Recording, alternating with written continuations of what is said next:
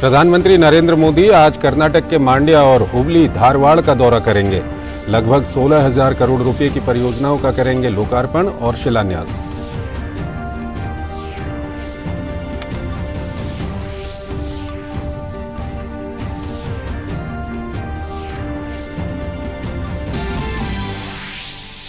केंद्रीय गृह मंत्री अमित शाह आज हैदराबाद में सीआईएसएफ के 54वें वार्षिक स्थापना दिवस समारोह में हुए शामिल। कहा, सीआईएसएफ ने देश की आर्थिक प्रगति में दिया महत्वपूर्ण योगदान। अमित शाह केरल के त्रिशूर में एक रैली को भी करेंगे संबोधित।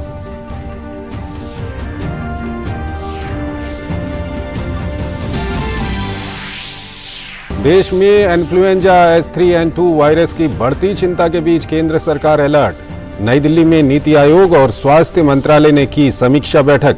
केंद्र ने राज्यों और केंद्र शासित प्रदेशों को सचेत कर निगरानी दिशा निर्देशों का पालन करने को कहा।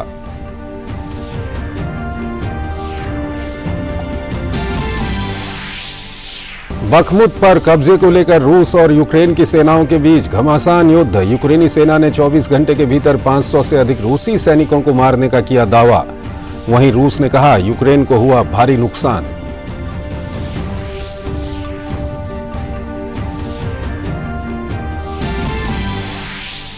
और अहमदाबाद टेस्ट के चौथे दिन का खेल शुरू। भारत का स्कोर 300 के पार।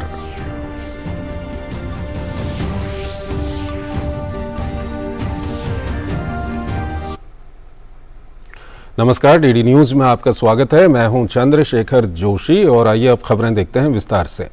प्रधानमंत्री नरेंद्र मोदी आज कर्नाटक के मांड्या और हुबली धारवाड़ को विकास परियोजनाओं की सौगात देंगे।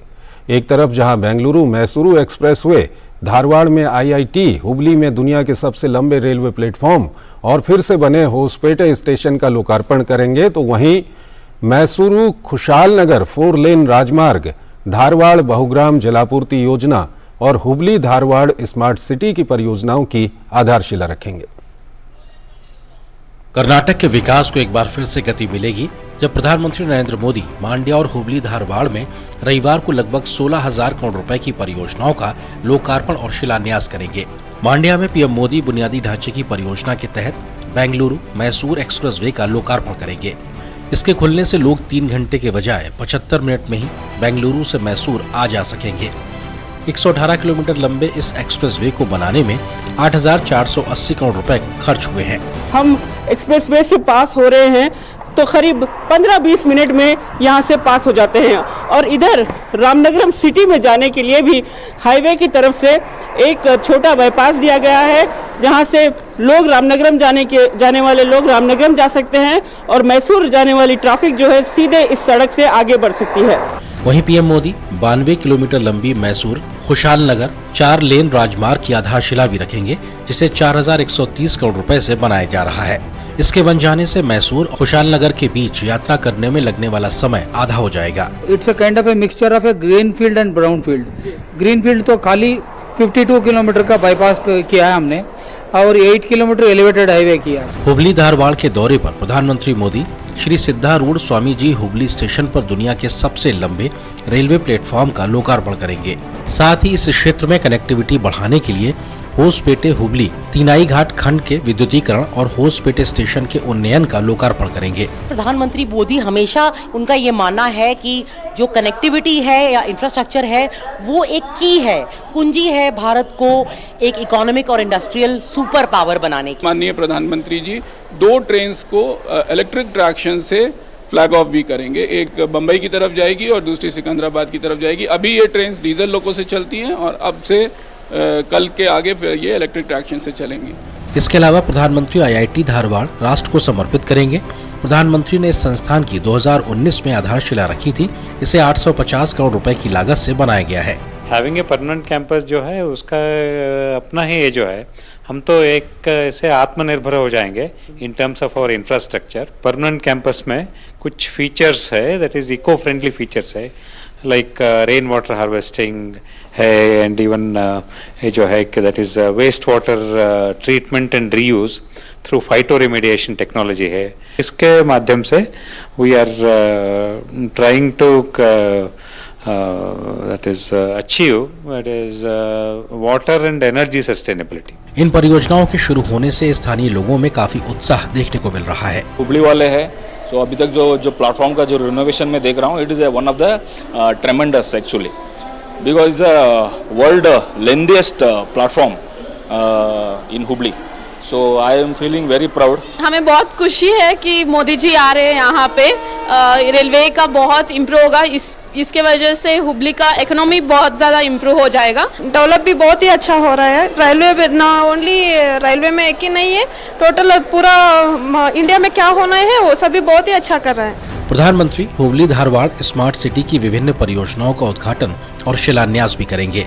स्मार्ट सिटी के बहुत सारे प्रोजेक्ट्स हैं जो हुबली के शहर में स्मार्ट सिटी का प्रोजेक्ट चल रहा है, उसमें स्मार्ट रोड्स होंगे, स्पोर्ट्स कॉम्प्लेक्स होंगे और स्मार्ट मार्केट्स रहेंगे, उद्यान रहेंगे, लेक डेवलपमेंट वर्क्स है, ग्रीन कॉरिडोर के वर्क्स है। ये तो जो quality of living of Hubli Dharwad Hubli city के जो लोग हैं उनको क्वालिटी ऑफ लिविंग के लिए बहुत अच्छा ये योगदान है। प्रधानमंत्री के दौरे से हुबली धारवाड़ इलाके में विश्व स्तरीय कनेक्टिविटी के अलावा शिक्षा के क्षेत्र में विकास होगा, तो वहीं स्मार्ट सिटी की अलग अलग योजनाओं के शुरू होने से लोगों का जीवन सुविधाजनक होगा। मांड्या से आयशा खानम और हुबली से नंदिता डागर की रिपोर्ट, डीडी न्यूज। आयशा खानम हमारे साथ जुड़ रही हैं, उनसे हम बातचीत करेंगे। आयशा, आपसे करीब 2-3 घंटे के अंदर प्रधानमंत्री वहां पर पहुंच जाएंगे और कर्नाटक के लोगों को काफ़ी सौगात आज मिलने वाली हैं। किस तरह का उत्साह है वहां पर, किस तरह की तैयारियां वहां पर की गई हैं? जी देखिए चंद्रशेखर, प्रधानमंत्री नरेंद्र मोदी करीब 11:30 बजे यहाँ पर पहुंचेंगे, मंड्या पहुंचेंगे और यहाँ से उनका रोड शो शुरू होगा, यानी गिरजलगेरे जहां पर पब्लिक रैली है, जहां पर प्रधानमंत्री संबोधित करेंगे मंड्या के लोगों को। तो यहाँ से करीब 18 किलोमीटर का रास्ता है। तो प्रधानमंत्री नरेंद्र मोदी रास्ते में जो हजारों की संख्या में लोग जुटे हुए हैं प्रधानमंत्री का शानदार स्वागत करने के लिए, और उसके बाद प्रधानमंत्री सीधा गिरजलगेरे पहुंचेंगे जो मद्दूर में है। ये आज बैंगलोर मैसूर के लोगों के लिए एक उत्सव का दिन है, क्योंकि कनेक्टिविटी के मामले नजरिए से देखा जाए तो बैंगलोर मैसूर हाईवे जो है लंबे समय से एक सपना था बैंगलोर और मैसूर के लोगों का, और आज ये सपना पूरा हुआ। और बैंगलोर मैसूर हमेशा से एक टूरिस्ट सर्किट रहा, क्योंकि बैंगलोर कर्नाटक की राजधानी है, तो मैसूर जो है कर्नाटक की सांस्कृतिक राजधानी मानी जाती है। तो अब ये दोनों शहर जो है 75 मिनट में कनेक्ट हो जाते हैं, और ये जो एक्सप्रेसवे है यहाँ के लोगों के लिए एक बहुत बड़ी सौगात है केंद्र सरकार की तरफ से। ये एक्सप्रेसवे महज लोगों को जल्दी पहुंचाने तक के लिए नहीं है, लेकिन ये एक्सप्रेसवे 118 किलोमीटर लंबा एक्सप्रेसवे यहाँ के आसपास के गांवों, आसपास के जो उद्योग क्षेत्र है उन्हें एम्पावर करने के लिए है। देखिए इस एक्सप्रेसवे के तहत मांड्या जो भारत का शुगर बॉल कहा जाता है, यहाँ पर सबसे बड़ा शुगर मैन्युफैक्चरिंग होता है, शुगर प्रोडक्शन होता है। उसके अलावा चन्नपटना जो दुनिया की सबसे बड़ी टॉय मार्केट है, यहाँ पर खिलौनों की, लकड़ी के खिलौने बनाने की टॉय मार्केट है। प्रधानमंत्री नरेंद्र मोदी हमेशा से चन्नपटना के खिलौनों के बारे में मन की बात में कही है। तो ये जो छोटा टाउन है चन्नपटना, ये भी इस हाईवे से जुड़ जाता है।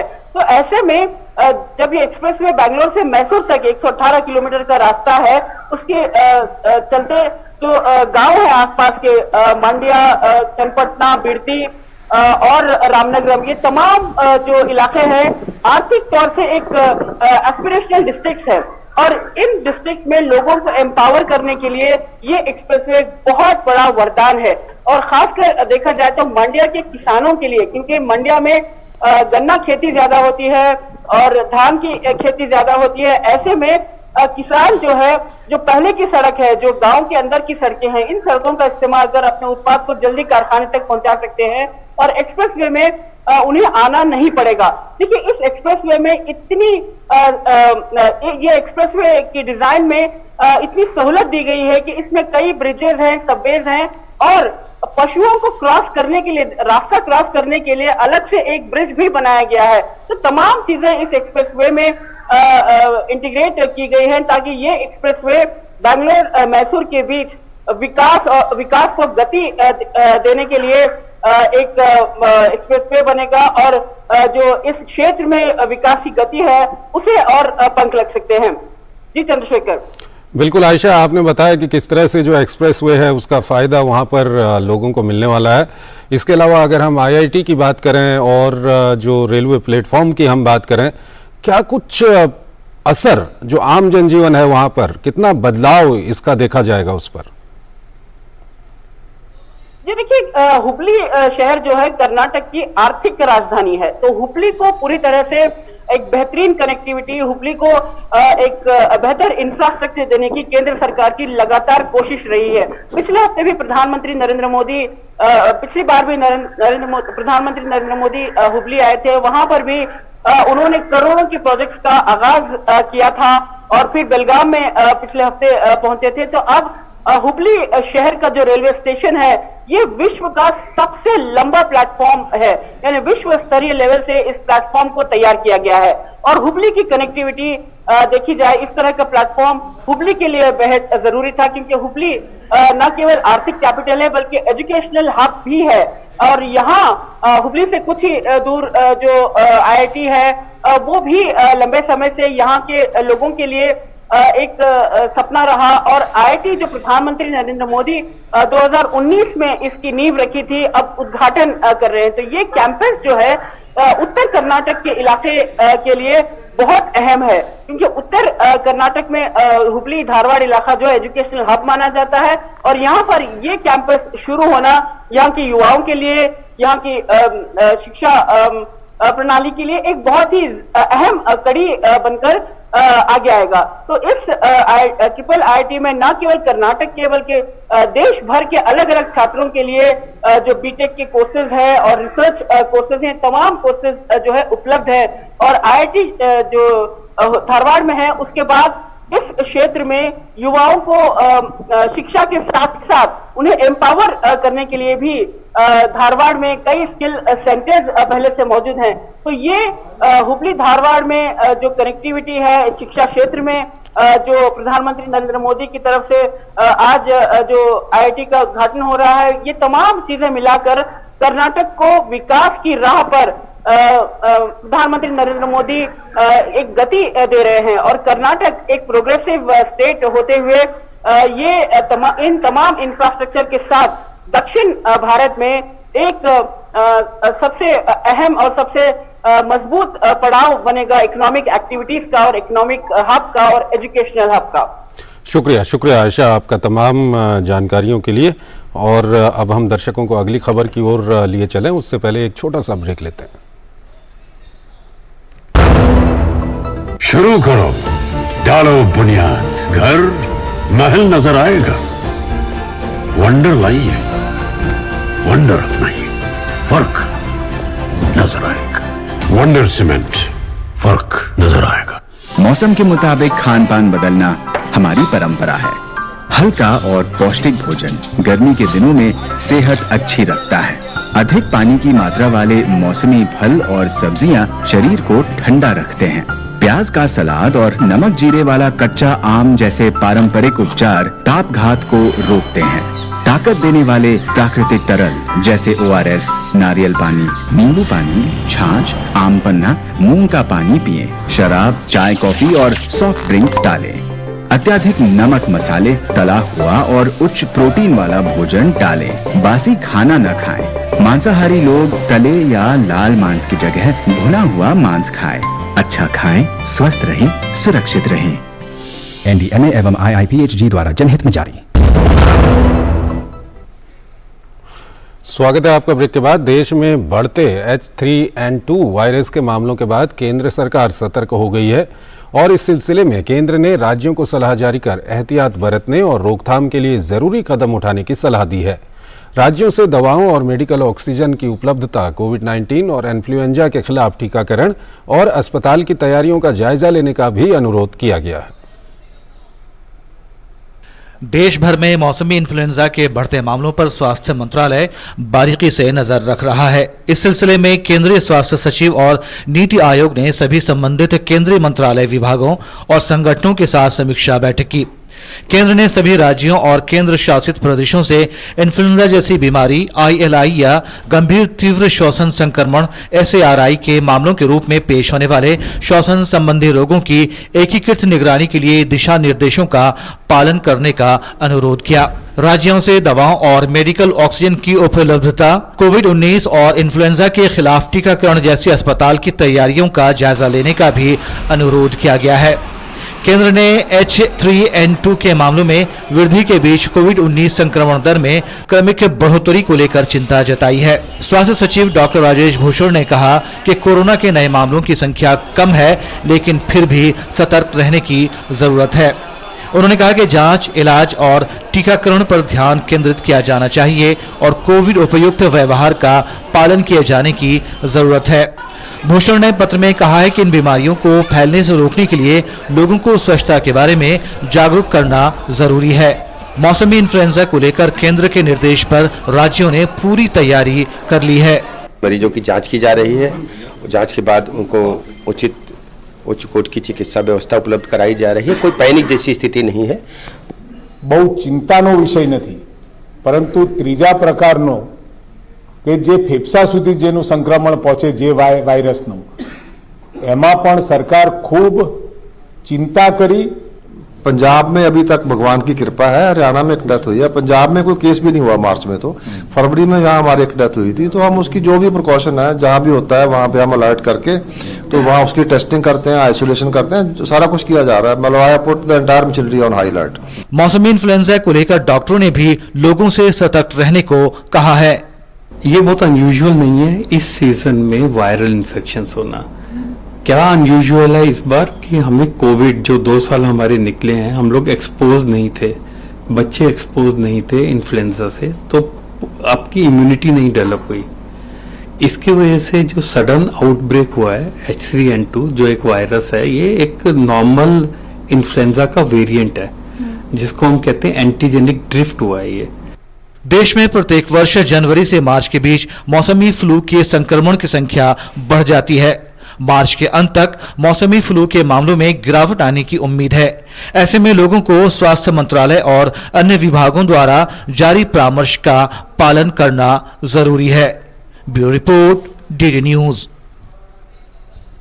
केंद्रीय गृह मंत्री अमित शाह आज तेलंगाना और केरल के दौरे पर हैं। अमित शाह आज सबसे पहले हैदराबाद में CISF के 54वें वार्षिक स्थापना दिवस समारोह में शामिल हुए। गृह मंत्री ने परेड की सलामी ली। इस अवसर पर गृह मंत्री अमित शाह ने अपने कर्तव्य में उत्कृष्ट प्रदर्शन करने वाले CISF कैडेटों को पुलिस पदक, विशिष्ट सेवा पदक और जीवन रक्षा पदक से सम्मानित भी किया। इस अवसर पर गृह मंत्री ने CISF की जमकर सराहना की। उन्होंने कहा कि देश की आर्थिक प्रगति में CISF का महत्वपूर्ण योगदान है। अभिषेक चौधरी, कमांडेंट निरीक्षण।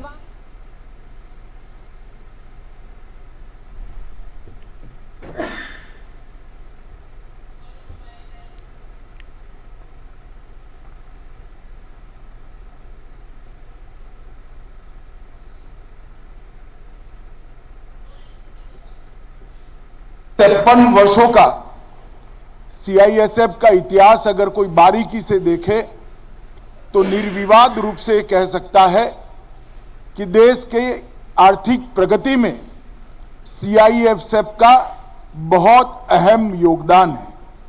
क्योंकि कोई भी देश तभी प्रगति कर सकता है, तभी आगे बढ़ सकता है, अपने अर्थतंत्र को दुनिया के सभी अर्थतंत्रों में तेज गति से तभी बढ़ा सकता है जब इसकी औद्योगिक सुरक्षा, इसकी एयरपोर्ट्स की सुरक्षा, इसकी बंदरगाहों की सुरक्षा सुनिश्चित हो और वहां एक शांति का और सुरक्षा का माहौल बने।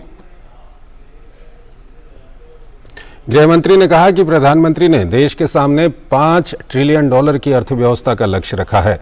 इस लक्ष्य की पूर्ति के लिए एयरपोर्ट, बंदरगाह, रेल लाइन और औद्योगिक इकाइयों की सुरक्षा बेहद महत्वपूर्ण है। CISF के एक एक कर्मचारी ने, एक एक सिपाही से लेकर DGP तक सबने 53 सालों में CISF की स्थापना की सभी उद्देश्यों की परिपूर्ति के लिए अपनी जान लगाकर, परिश्रम कर देश की अमूल्य सेवा की है। मैं आज इसका बहुत मन से सराहना करता हूं। हैदराबाद के बाद गृह मंत्री अमित शाह केरल का दौरा करेंगे। अमित शाह त्रिशूर में एक रैली को संबोधित करेंगे और श्री वडक्कुनाथन मंदिर में पूजा अर्चना करेंगे। एक छोटा सा ब्रेक। मिठाई तो हमारे जमाने में होती थी। हाँ तो जाइए ना अपने जमाने में। रोमांस तो हमारे जमाने में होता था। पेमेंट भी उसी जमाने का है। अरे भैया डिजिटल पेमेंट करना सीखे नए जमाने में। इजी, सेफ एंड फास्ट है। हमने तो इनको डिजिटल पेमेंट करना सिखा दिया। आपने ये सेल्फी लेते हैं, ये हमारे जमाने का है। आरबीआई कहता है कि डिजिटल पेमेंट अपनाओ, औरों को भी सिखाओ। शुरू करो, डालो बुनियाद, घर महल नजर आएगा। वंडर लाइए, वंडर नहीं, फर्क नजर आएगा। वंडर सीमेंट, फर्क नजर आएगा। स्वागत है आपका ब्रेक के बाद। चेन्नई की उप्पलप्पू नागमणि को मैंडोलिन में कर्नाटिक इंस्ट्रूमेंटल के लिए उस्ताद बिस्मिल्लाह खान पुरस्कार से सम्मानित किया गया है। प्रधानमंत्री मोदी ने फरवरी माह के अपने मन की बात कार्यक्रम में उप्पलप्पू नागमणि का जिक्र किया था। इसे लेकर मैंडोलिन वादक नागमणि ने पीएम का आभार जताया। In the recent show of Shri Honorable Prime Minister of India, Shri Narendra Modi ji's Man Ki Baat program, he referred about me and highlighted about me in his program. So that's a moment that I could cherish forever. So I'm very much thankful to him. So I am a very keen follower of Shri Narendra Modi ji and his good works all. So him being appreciating me and choosing me and highlighting my profession is a big motivation for me, and it's a great honor for me. I am very much obliged to Modi ji. देश भर में आज रंग पंचमी का त्योहार मनाया जा रहा है। रंग पंचमी होली के 5वें दिन चैत्र कृष्ण पंचमी पर मनाई जाती है। इसे कृष्ण पंचमी, श्री पंचमी और देव पंचमी भी कहते हैं। उज्जैन के महाकालेश्वर मंदिर में रंग पंचमी के अवसर पर श्रद्धालुओं ने होली खेली।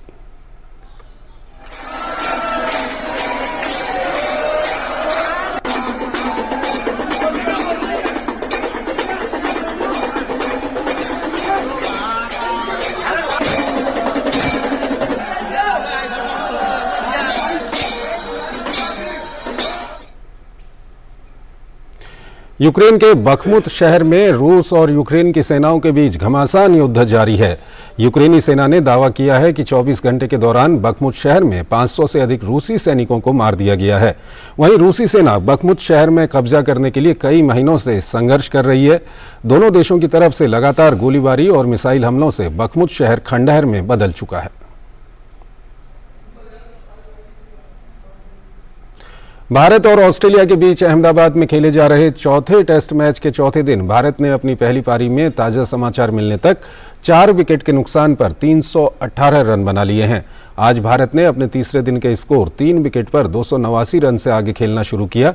विराट कोहली और रविंद्र जडेजा ने पारी को आगे बढ़ाया और दोनों ने संभल कर बल्लेबाजी की, लेकिन रविंद्र जडेजा 28 के स्कोर पर टॉड मर्फी की गेंद पर उस्मान ख्वाजा को कैच दे बैठे। भारतीय टीम 4 टेस्ट मैच की सीरीज में फिलहाल 2-1 से आगे है। इंग्लिश प्रीमियर लीग में लिवरपूल को जहां बॉर्नमाउथ के हाथों आश्चर्यजनक रूप से हार का दंश झेलना पड़ा, तो वहीं टॉटनहम हॉटस्पर्स और मैन सिटी ने शानदार जीत हासिल की। इन 2 मैचों के अलावा और क्या कुछ रहा ईपीएल में, जानते हैं इस रैप के जरिए। हैरी केन के 2 गोल की बदौलत टॉटनहम हॉटस्पर्स ने शनिवार को हुए ईपीएल के मुकाबले में नॉटिंघम फॉरेस्ट की टीम को 3-1 से हरा दिया। हैरी केन ने पहला गोल हेडर के जरिए 19वें मिनट में किया, जबकि दूसरा गोल पेनल्टी के जरिए 35वें मिनट में आया। वहीं तीसरा गोल टॉटनहम की ओर से सन ह्यूंग मिन ने किया। नॉटिंघम फॉरेस्ट की ओर से एकमात्र गोल वॉरेल ने किया। हैरी केन ने छठी बार एक ही सीजन में 20 गोल करने का कारनामा किया है और ऐसा करने वाले वो सिर्फ तीसरे खिलाड़ी हैं। इंग्लिश प्रीमियर लीग में मैन सिटी ने अपने स्टार खिलाड़ी अर्लिंग हालांड के गोल की मदद से क्रिस्टल पैलेस के खिलाफ शनिवार को खेले गए मुकाबले को 1-0 से जीत लिया। अर्लिंग हालांड ने ये गोल 78वें मिनट में पेनल्टी के जरिए किया। मैन सिटी के लिए इस सीजन में सभी तरह की प्रतियोगिता में हालांड का ये 35 मैचों में 34वां गोल रहा। इस जीत के बाद मैन सिटी लीग में शीर्ष पर चल रही आर्सेनल से अब सिर्फ 2 अंक पीछे रह गई है। इंग्लिश प्रीमियर लीग में चेल्सी का दमदार प्रदर्शन जारी है। टीम ने शनिवार को लेस्टर सिटी के खिलाफ हुए मुकाबले को 3-1 से अपने नाम किया। चेल्सी की ये लगातार तीसरी जीत रही, जबकि लेस्टर सिटी की ये लगातार 5वीं हार है। मैच में चेल्सी का दबदबा शुरुआत से ही नजर आया और टीम ने पहले हाफ में 2 गोल दागे। टीम की ओर से पहला गोल चिलवेल ने किया, जो कि 11वें मिनट में आया, जबकि काय हावर्ट्स ने दूसरा गोल किया। काय हावर्ट्स इस सीजन में चेल्सी की ओर से सभी तरह की प्रतियोगिता में सबसे ज्यादा गोल करने वाले खिलाड़ी बनकर सामने हैं। चेल्सी की ओर से तीसरा गोल मैथ्यू कोवाचिच ने किया, जो कि 78वें मिनट में आया। वहीं लेस्टर की ओर से एकमात्र गोल पहले हाफ में किया गया।